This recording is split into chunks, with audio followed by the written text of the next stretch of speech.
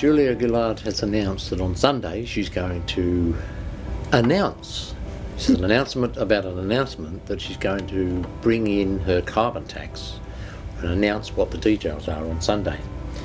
What's the significance of the timing of that particular day? Well, actually, I think it's quite appalling that Parliament sits this week, she finishes Parliament on Friday, and on Sunday she makes a very important announcement that won't be debated in Parliament for more than a month.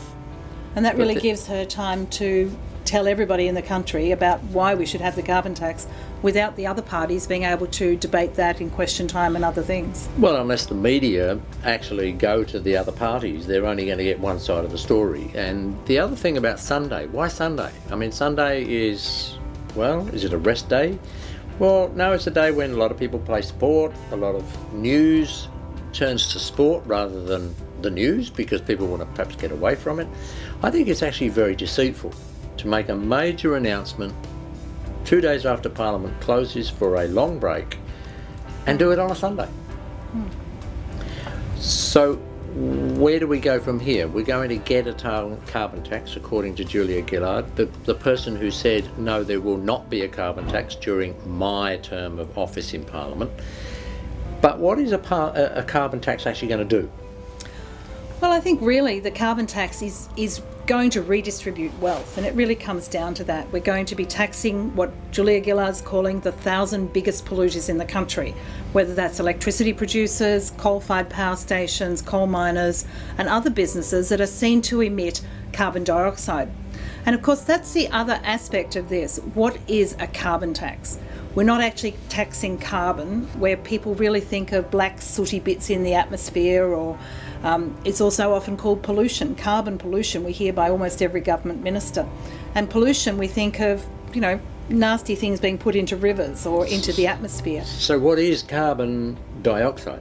Well, carbon dioxide is a clear, colourless, odourless gas. It's what we breathe out when we exhale. It's what plants use for food. So the scenario from the Intergovernmental Panel on Climate Change is that carbon dioxide is causing warming of the atmosphere. So that's really what this is all predicated on, that this is actually causing a problem for the planet. And how does a carbon tax work? Well, as I said, what's going to happen is that these companies will pay a tax on how much carbon dioxide they emit into the atmosphere. At the moment, we don't know what the amount is. The Greens have been lobbying for a much higher figure, but it's estimated that it's probably going to be in the range of $20 to $25 a tonne of carbon dioxide that they produce. And that's the starting price? I've heard 10% increase a year, or all sorts certainly of Ross Garnaut figures. talked about a 4 or 5% increase every year, and of course that will accumulate over time with cumulative interest rates, so we could actually get a much higher rate over, even the short term. So let's be succinct about this. What should we do? What can we do? Should we accept the carbon tax, which is really just a distribution of wealth because they're going to charge the big polluters, so they say, and then they're going to give the money compensation to people? It seems to me that the money's just going to move around a circle and really do nothing. Well, it seems over the last month that we seem to get higher and higher numbers of Australian families that are going to be compensated. The last I heard was actually 9 in 10 families would get some sort of compensation for the increased costs.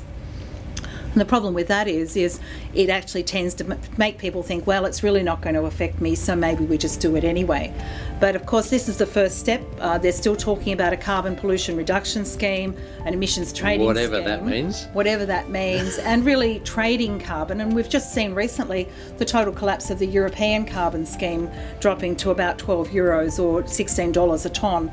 And really, the market's dropping out of it, and they're really not getting the effect of reducing carbon, because it's really not going to, of itself, reduce carbon dioxide emissions. With a $20, $25 a tonne amount, what's really going to happen is that the companies and the electricity producers will still keep operating as usual, and they're going to pass those increased costs on to consumers, which of course is why the compensation is being paid to lower income families. Dr. David Evans, who actually used to work for the Australian Greenhouse Office, and he's now come to doubt the scenario put out by these climate scientists, He actually suggests that if Australia stopped all industrial activity now and went to a zero carbon dioxide emission, then our temperature would actually be reduced by a very, very tiny amount, and it would actually fall by 0.0154 degrees by 2050. And so that's an incredibly tiny amount for a huge amount of pain for the average person here in Australia. So, don't just take it. Think about it, find out what's going on, and don't just sit back and believe the politicians. But it's important to let the politicians know exactly what we think. So make sure you actually do as Peter suggested and actually contact the politicians. See you next time.